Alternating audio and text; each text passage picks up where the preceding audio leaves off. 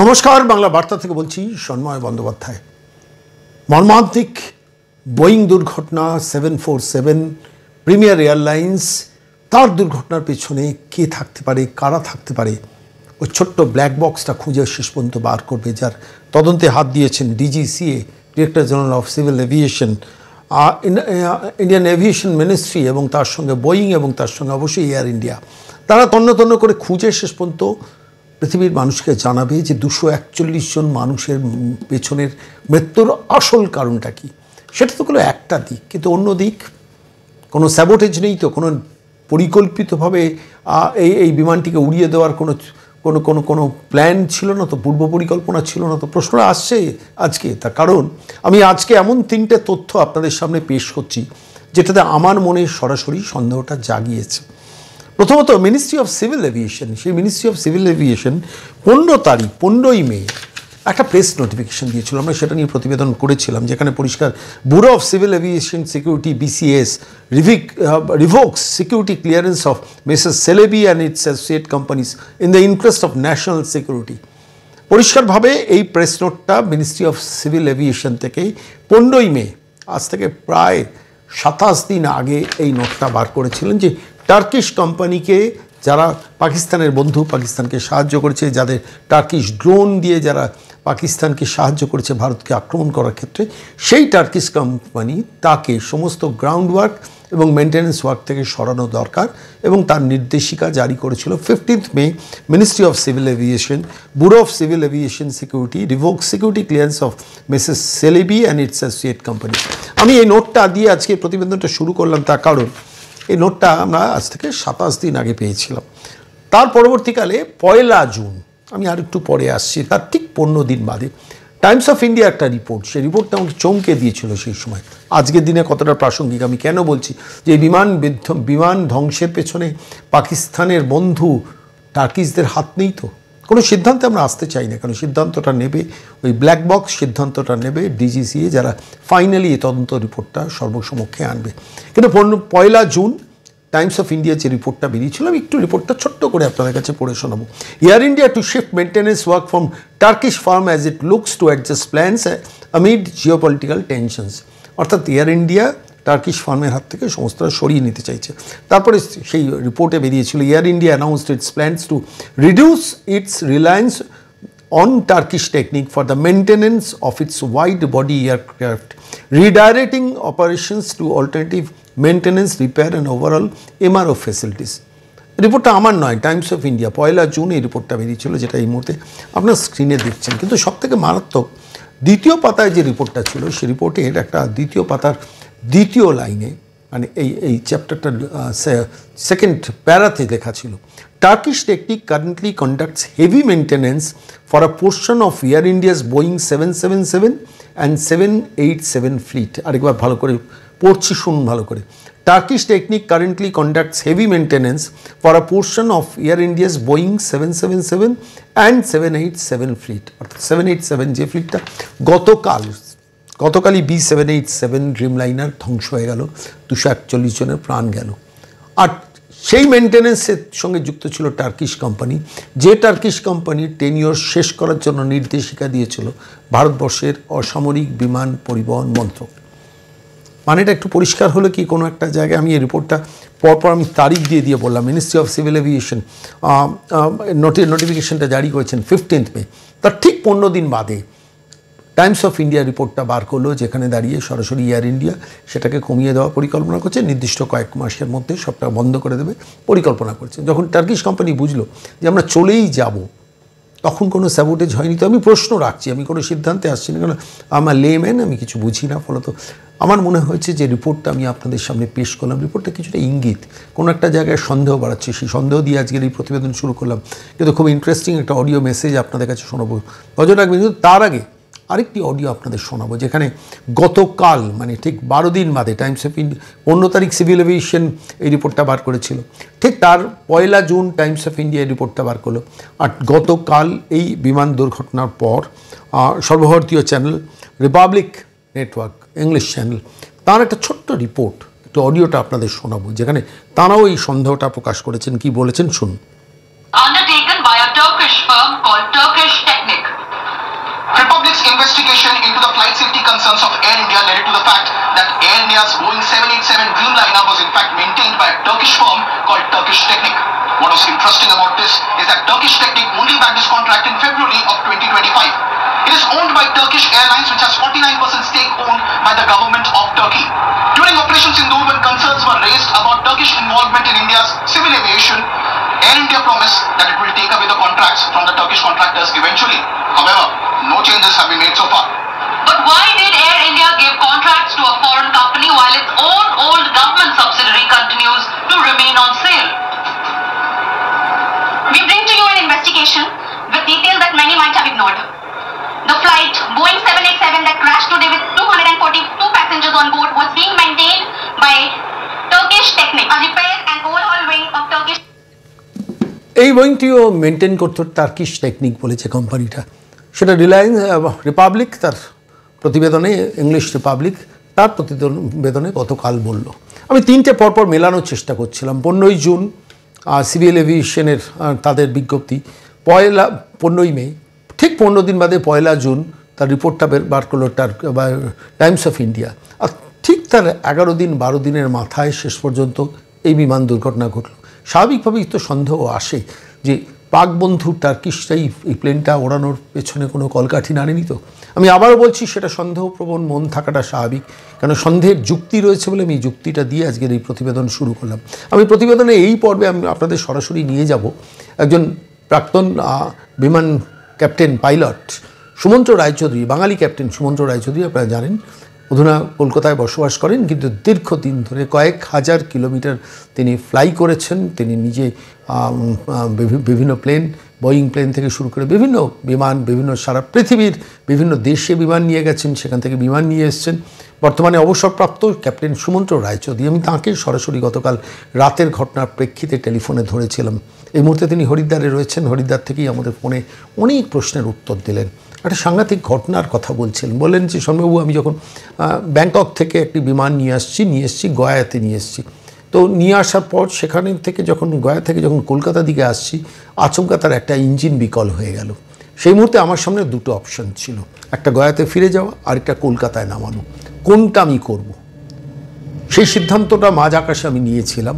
এবং কি নিয়েছিলেন ক্যাপ্টেন সুমন্ত্র রায়চৌধুরী আজকের এই প্রেক্ষাপটে, এই দুঃসহ প্রেক্ষাপটে, যেখানে 241 জন নাগরিক ভারতবর্ষ এবং বিভিন্ন দেশে নাগরিককে আমরা গতকাল আহমেদাবাদের বিমানবন্দরের পাশে হারিয়েছি।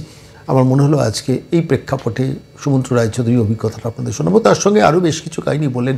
কলকাতা এয়ারপোর্টের অবস্থা, বেহালা ফ্লাইং ক্লাবের অবস্থা, কী পরিস্থিতি সেটা রয়েছে, সেখানে কি কি সমস্যা তৈরি হতে পারে, বারবার দীর্ঘদিন ধরে তিনি নেগোশিয়েট করেছেন, ফল কিছু পাননি।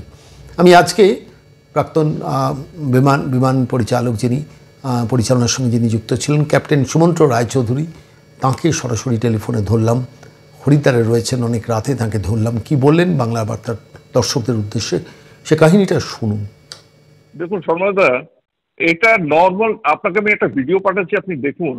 He did a normal takeoff, normal rotation and normal climb. At 400-500 feet he started sinking.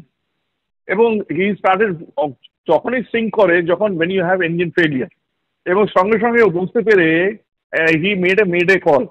কিন্তু ও যেটা মানে অন্যরা হয়তো করলেও করতে পারতো বা করতো, যে মেডে করে যে I have got dual engine failure বা single engine failure, সেটা হয়তো বলার সময় অবকাশ পাইনি।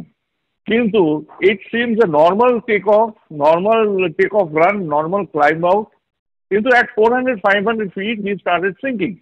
এটা আমাদের ধারণা যেটা মানে প্রাথমিকভাবে, যে it is a dual engine failure at 400-500 feet, which is very rare। এটা নর্মালি ড্রিমলাইনার বা আজকালকার মডার্ন এয়ারক্রাফটে এরকম হয় না। সেটা কি কারণে ডুয়াল ইঞ্জিন ফেলিয়ার হয়েছে, সেটা আপনার বার্ড ইনজেকশনের জন্য হয়েছে, না বিকজ অফ ফিউল স্টারভেশনের জন্য হয়েছে, না অন্য কোনো কারণের জন্য হয়েছে, সেটা ইনভেস্টিগেশন করে ব্ল্যাক বক্সটা হয়তো পেয়ে গেছে, এতক্ষণে পেয়ে ইনভেস্টিগেশন করেই বুঝতে পারবে বা জানতে পারবে। বাট টিল দ্যাট টাইম আমার মানে প্রাথমিকভাবে আমার যে অনুমান, যে there is no structural failure, there is no control failure, It is just probably a dual engine failure. Simple. বুঝলেন?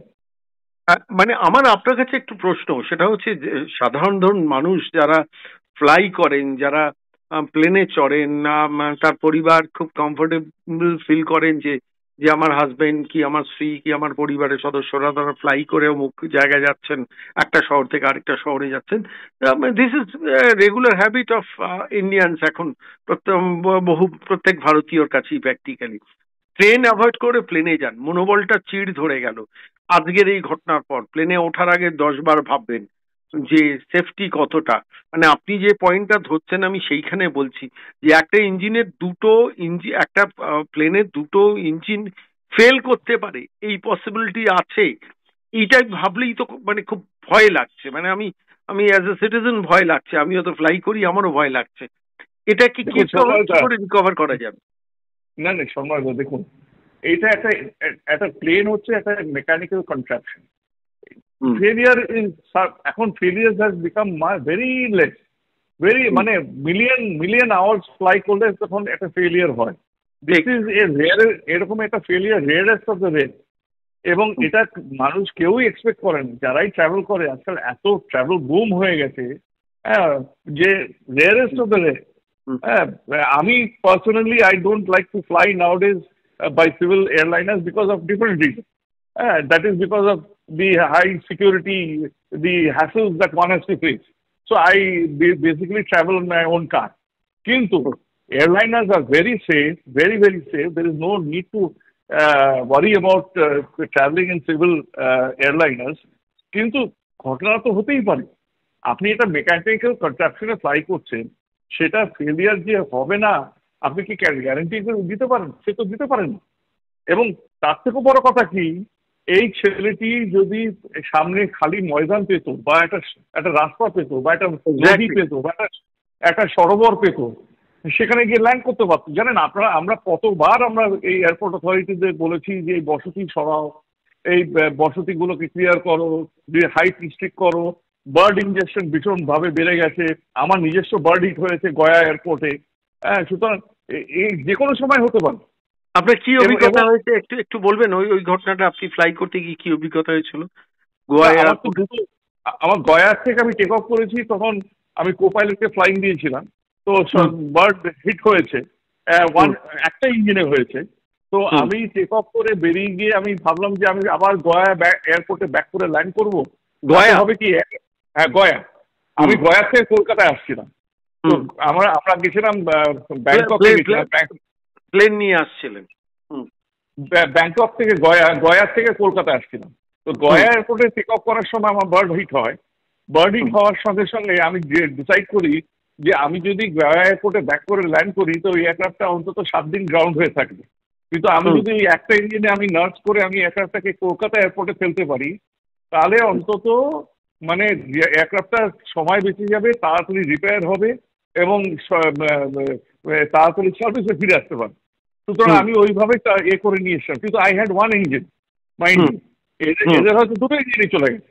আচ্ছা, এরপরে আমার আপনি কি করেছিলেন তখন? কি গয়া থেকে কলকাতা চলে এসেছিলেন না গয়াতে? না গয়া থেকে কলকাতায় চলে এসেছিলাম because I had one engine. এবং সেটাকে অত হাইট, আমাদের তো বেশি হাইট দরকার নেই। ওখান থেকে গয়া থেকে কলকাতায় নর্মালি আমরা 23-24 হাজারে ফ্লাই করি। তো ওইটাকে ওই 20-21 হাজারে রেখে নার্স করে করে করে করে ওই যে ইঞ্জিনটা ড্যামেজ হয়েছে সেটাকে শাটডাউন করে অন্য ইঞ্জিনটাকে নার্স করে করে আমি কলকাতায় এনে ওটাকে মানে ল্যান্ড করিয়ে তারপর ওটাকে। কিন্তু ক্যাপ্টেন রায়চৌধুরী, আমি আপনাকে একটু থামাচ্ছি। সেটা হচ্ছে that was also risky venture, তাই না? আপনি একটা ইঞ্জিনের উপর ভরসা করে। না আমাদের করতে হয়। এখন আমি যদি গয়া এয়ারপোর্টে আমার যদি দুটো ইঞ্জিন হতো, আমি immediately I would have gone back. কারণ আমার উপায় ছিল না, আমি কলকাতা আসতে পারতাম না। I would have gone back to Gaya. কিন্তু যেহেতু এখানে একটা ইঞ্জিন ছিল সেহেতু I nursed it back to Gaya Kolkata. কিন্তু এইখানে আমার যদি দুটো ইঞ্জিন যেত আর আমার যদি হাইট না থাকতো, তাহলে তখন আমি মাঠ ঘাট খুঁজে বেড়াতাম কোথায় গিয়ে ওটাকে ক্র্যাশ ল্যান্ড করানো যায়। কিন্তু এখানে তো শুনলাম নাকি এত ঘন বসতি, কি জায়গাটার নাম মেকলিনগর না কি যেন, এত ঘন বসতি ওখানে যে যেদিকে তাকাবেন সেদিকেই বসতি। তো সেখানে পাইলটের কোনো উপায় ছিল না যে অন্য কোথাও গিয়ে ওই এয়ারক্রাফটটা নিয়ে গিয়ে অত অত কম হাইটে 1000-2000 ফিট হয়, 3000-4000 ফিট হয়, তখন you have an option to look around. এখানে 500 ফিটে you don't have any option to look around. আর তারপরে দেখুন সবচেয়ে মজা হচ্ছে যে ফ্লাইট পাথ টেক অফ ক্লাসে আপনি সরকারি বিল্ডিং, আপনি কততলা বিল্ডিং একটা মানে অ্যাপ্রুভ করেছেন to build a building on the take off path. ঠিক। আমাদের কলকাতা এয়ারপোর্টে এই যে হোটেলগুলো আছে না চিনার পার্কে, হ্যাঁ হ্যাঁ, they are all on the flight path, all on the take off path or the landing path. আপনি সেটা জানেন? আপনি দেখবেন কোনোদিন দাঁড়িয়ে চিনার পার্কে আপনার মাথার উপর দিয়ে ওই দেখেছি আমি রাজারহাট চিনার পার্ক ওইসব অঞ্চলে মুভ করতে গিয়ে বারবার দেখেছি প্লেন প্রায় ঘাড়ের ওপর দিয়ে নামছে এবং সিটি সেন্টারের উপর দিয়ে নামছে, সিটি সেন্টারের উপর দিয়ে নামছে। সুতরাং আপনি চিন্তা করুন যে কোনো সময় এনিথিং ক্যান হ্যাপেন। বাট আপনি জানেন বেহালা এয়ারপোর্টে one of the runways, the airport is closed for fixed wing operation. কেননা রানওয়ের একটা এন্ডে নাকি প্রমোটিং করে সব বিল্ডিং তুলে দিয়েছে, যার ফলে you cannot take off from the runway with a fixed wing aircraft. আপনি অনলি হেলিকপ্টার অপারেশন করতে পারেন। মানে ওখান থেকে কোনো ফ্লাইট ওঠানামা করতে পারবে না, তার কারণ ওখানে মাল্টি স্টোরিড বিল্ডিং করে ফেলা হয়েছে, মানে Absolutely. Only helicopters can be used. ঠিক না? Absolutely. অথচ আমরা যখন বেহালাতে ফ্লাইং করতাম তখন চারিপাশে মাঠ খোলা ছিল, বনের আনন্দে ফ্লাইং করতাম, করে ল্যান্ড করতে হবে। এখন এত গজিয়ে গেছে, বিল্ডিং করে ফেলেছে যে আপনি তো ল্যান্ডই করতে পারবেন না ওয়ান সাইড টু ল্যান্ড। ঠিক মানে মোস্ট আনফরচুনেট। এবং ক্যাপ্টেন রায়চৌধুরী, আমি আপনাকে বলি একটা কথা, আমি মানে অ্যাজ আ লেম্যান আমি কিছুই জানি না, তাও বলছি।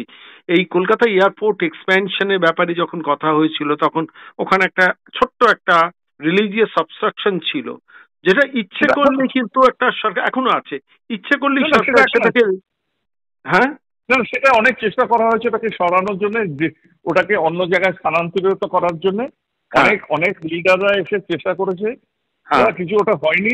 এখন ওটার ওখানেই রয়েছে, একটা নাকি করে দেওয়া হয়েছে, টানেল মতন করে দেওয়া হয়েছে যেখান দিয়ে লোকেরা যাতায়াত করে, এবং তার উপরে ট্যাক্সিওয়ে হয়ে গেছে।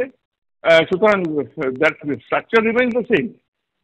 সো দ্যাট ইজ, কিন্তু এক্সপ্যানশন, ওই রানওয়ে এক্সপ্যানশন তো হবেই না because of that religious site, কিন্তু ওটার যে যাতায়াতের জন্য মানে প্যাসেজ করে দেওয়া হয়েছে, so that people can attend to that site. না, সব থেকে দুর্ভাগ্যের কি ক্যাপ্টেন রায়চৌধুরী, আপনি তো মানে রিটায়ার করার পর কলকাতাতেই আছেন, আমি আপনার সঙ্গে কথা বলতে গিয়ে আমার খালি মনে হচ্ছিল এই পশ্চিমবঙ্গ ওয়েস্ট বেঙ্গলে আজকে আমি কয়েকদিন আগে একটা ডেটা পড়ছিলাম, উত্তরপ্রদেশের মতো স্টেটে 5টা ইন্টারন্যাশনাল লেভেলের এয়ারপোর্ট হয়ে গেছে, whereas ওয়েস্ট বেঙ্গল একটা ইন্টারন্যাশনাল মানের airport, Netaji Subhas international airport নিয়ে আমরা পড়ে আছি। অথচ স্বাধীনতার 7 দশক বাদে ওয়েস্ট বেঙ্গল ইন্ডাস্ট্রিয়ালি এগোতে গেলে তার তো ইন্টারন্যাশনাল লেভেলের একটা এয়ারপোর্ট ভীষণভাবে দরকার ছিল। টুকরো অন্ডাল এয়ারপোর্ট কিংবা হাসিমারা এয়ারপোর্ট, মানে সেগুলো তো practically cannot serve the purpose, তাই নয় কি? দেখুন, আমি সরকারকে এক সময় প্রপোজাল দেওয়া হয়েছিল যে যত ব্রিটিশ এয়ারস্ট্রিপস গুলো আছে ওগুলোকে পরিষ্কার করে ওগুলোকে ডেভেলপ করতে, যাতে এই ছোট ছোট জায়গায় ছোট প্লেন নিয়ে যাওয়া যেতে পারে, কার্গো মুভমেন্ট হতে পারে, প্যাসেঞ্জার মুভমেন্ট হতে পারে, অ্যাম্বুলেন্স মুভমেন্ট হতে পারে। এবং এগুলোর ট্রিমেন্ডাস পোটেনশিয়াল আছে। আমরা বিদেশে ফ্লাইং করতাম, আমি সেন্ট্রাল আমেরিকাতে ফ্লাইং করতাম, আফ্রিকাতে ফ্লাইং করেছি, ইন্দোনেশিয়াতে ফ্লাইং করেছি, এমন মানে জায়গায় গিয়ে ল্যান্ড করতাম আপনার চিন্তার বাইরে। সেসব জায়গায় গিয়ে আমরা ল্যান্ড করতাম করে, কিন্তু প্যাসেঞ্জার মুভমেন্ট হতো, কার্গো মুভমেন্ট হতো, অ্যাম্বুলেন্স মুভমেন্ট হতো। এগুলো খুব দরকার। এগুলো আজকে কমিউনিকেশন যদি ইমপ্রুভ করতে হয়, ইনফ্রাস্ট্রাকচার যদি ইমপ্রুভ করতে হয়, the first thing you have to do is improve the airstrips and the aerodromes. আপনি ইন্টারন্যাশনাল কবে করবেন না করবেন সেটা পরের কথা। আপনার বেসিক এয়ারস্ট্রিপস গুলোকে আপনার ইমপ্রুভ করতে হবে। আপনার পুরুলিয়াতে 6টা এয়ারস্ট্রিপ আছে, আপনার মালদাতে এখনো ফ্লাইং শুরু হয়নি। কথা বুঝলেন? আপনি এতে কোথাও বালুরঘাট, কুচবিহার বোধহয় একটা সবে মাত্র যায়, একটা ক্যারাভ্যান যায়, সেটাও উড়িষ্যার থেকে। আমাদের নিজস্ব কোনো কমিউটার এয়ারলাইন নেই এখানে, অপারেটিং বেঙ্গল। উড়িষ্যা থেকে আসে, জামশেদপুর হয়ে কলকাতা হয়ে কুচবিহার যায়। বালুরঘাট এয়ারপোর্ট ইজ বন্ধ হয়ে পড়ে আছে। সুতরাং এরকম বহু আপনাকে এক্সাম্পল দিতে পারি, সারাদিন লেগে যাবে আপনাকে বলতে গেলে, অনেক কিছু করা যায়। না দেখুন, একটা রাজ্য এগোতে গেলে, একটা ইকোনমি এগোতে গেলে, একটা ইন্ডাস্ট্রি এগোতে গেলে এয়ারপোর্ট এখনকার দিনে মোস্ট এসেনশিয়াল একটা ক্রাইটেরিয়া হিসেবে পরিণত। আমি দেখছিলাম কয়েকদিন আগে ত্রিপুরার এয়ারপোর্ট, তার রাত্রিবেলার ইলেকট্রিসিটি সমস্ত কিছু অপারেশনস হচ্ছে, প্লাস অ্যাডিশনাল এয়ারপোর্ট ওখানে আরেকটাকে মানে পুনর্নির্মাণ করা হচ্ছে। ওখানে আগে ছিল কমলপুর, কৈলাসহর, খোয়াই, এই তিনটে এয়ারপোর্ট ওরা রিভাইভ করার চেষ্টা করছে। তারপরে বেলোনিয়াতে একটা এয়ারপোর্ট রিভাইভ করার চেষ্টা করছে। হ্যাঁ, আমাদের ওয়েস্ট বেঙ্গলও তাই করা যায়, এবং করলে তাতে হবে কি আপনার যাতায়াতে অনেক সুযোগ। মানে আমি শুনেছি Jyotiraditya Scindia being the minister of this particular segment, তিনি চেষ্টা করেছিলেন, অফার দিয়েছিলেন যে ভাঙড়ে এয়ারপোর্ট তৈরি করা, নির্মাণের জন্য। He didn't get the cooperation from the state. এই খবরটা আমি শুনেছিলাম কিছুদিন আগে। আপনি জানেন? উনি তো চিফ মিনিস্টারের সঙ্গে মিটিংও করতে পারেন, এবং এইটা নিয়ে আর ওর কোনো কথাই অগ্রসর হয়নি। কোনো কথাই অগ্রসর হয়নি। আপনি ইউপির কথা বলছেন, ইউপিতে there are 7 এয়ারপোর্ট। হ্যাঁ, আপনি আমি শুনেছিলাম 5টা ইন্টারন্যাশনাল মাপের এয়ারপোর্ট আছে, এছাড়া অসংখ্য ছোট ছোট এয়ারপোর্ট আছে, অসংখ্য ছোট ছোট, কিন্তু 5টা ইন্টারন্যাশনাল মাপের আছে সব জায়গায়। তো ইন্টারন্যাশনাল মাপের এয়ারপোর্টটা ইজ ভেরি ভেরি এসেনশিয়াল। এত ক্রাউডেড এখন ওয়েস্ট বেঙ্গলের, মানে এর দমদম ইন্টারন্যাশনাল এয়ারপোর্ট, এর প্যারালালি আরেকটা বড় এয়ারপোর্ট থাকতে পারতো না পশ্চিমবঙ্গে? শর্মাদা, আমি এখন আছি হরিদ্বারে। আমি বাই কার এসছি কলকাতা থেকে। আপনি the best highways in India is UP, best highways. আচ্ছা, and the worst highway জানি, আমি দেখেছি বহুবার। এবং worst highway is Jharkhand, worst। তার উপরে West Bengal, Bihar is better than us. UP তো তুলনাহীন, মানে কংক্রিটের হাইওয়ে, 6 লেনের হাইওয়ে, মানে চিন্তা করা যায় না। আমার আপনার কাছে একটু রিকোয়েস্ট রইল ক্যাপ্টেন রায়চৌধুরী, আপনি ফেরার সময় হরিদ্বার থেকে বাই কার যখন ফিরছেন, এই হাইওয়ে ভিজুয়াল গুলো একটু তুলে আমাদের পাঠাবেন। আমরা দেখাতে চাই বাংলার মানুষকে যে এটা আমরা বাংলা পেতে পারিনি, তার কারণ তো অন্য। Thank you so much captain Raychaudhuri, আজকে দুঃখের দিনও আপনি এতক্ষণ সময় আমাদের সঙ্গে শেয়ার করলেন। ভালো থাকবেন, সেফলি ফিরে আসুন। হ্যাঁ চর্মদার, দুঃখের মধ্যেও একটা ভালো খবর, একজন প্যাসেঞ্জার সার্ভাইভ করে গেছে। ওই very good news, survive is a miracle. এবং তিনি হেঁটে যাচ্ছেন, তিনি হেঁটে রক্তাক্ত অবস্থায় হেঁটে গিয়ে অ্যাম্বুলেন্সে উঠলেন। মানে এটা দেখতেও আমার বিশ্বাস করুন গা শিউরে উঠছিল, ভীষণ ভালো লাগছিল, ভীষণ কষ্টও লাগছে। তার কো প্যাসেঞ্জাররা কেউ বেঁচে নেই, পাইলটরা কেউ বেঁচে নেই, কিন্তু তিনি আজকে বেঁচে হেঁটে উঠলেন। অনেক ধন্যবাদ ক্যাপ্টেন রায়চৌধুরী সঙ্গে থাকার জন্য। শুধু হরিদ্বার থেকে আমাদের এত স্পেশাল বাইট আপনি আমাদের দিলেন, অনেক ধন্যবাদ। Thank you.